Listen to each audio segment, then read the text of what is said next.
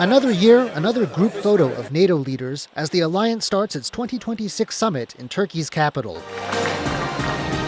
The alliance's chief, Dutch politician Mark Rutte, paints a rosy picture of progress, new arms contracts worth billions, and growing defense spending by member states.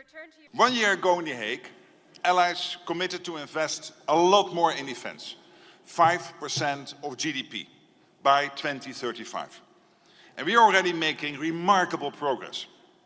And they agreed to ramp up defense production and innovation. And here we are now, 1 year later in Ankara, already delivering results.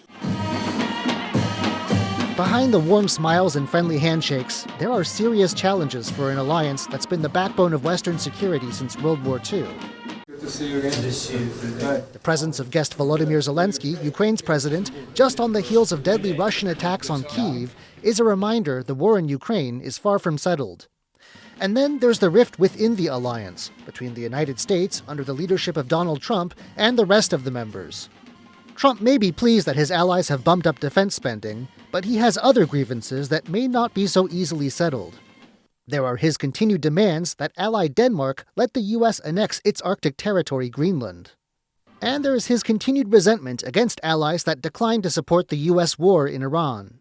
One of the few allies Trump is getting on well with is Turkish President Recep Tayyip Erdogan.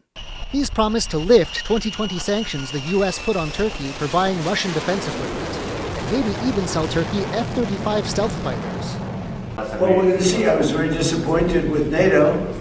And frankly, if it weren't held in Turkey, where my friend happens to be a very strong leader, a very strong person, it's possible that I wouldn't have attended. At the same time, the US-Iran war has opened a new rift between Trump and NATO, and it's far from finished business.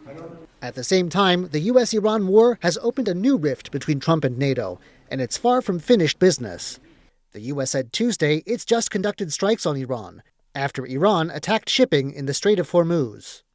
Iran state TV, meanwhile, says the U.S. isn't holding up to its end of the ceasefire when it comes to oil sanctions.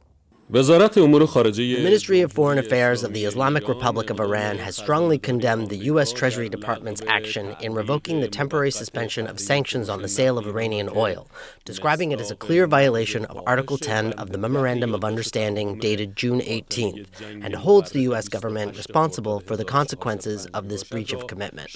And there's still one more day to go for this year's NATO summit, a gathering that's highlighting conflicts both outside the alliance and within.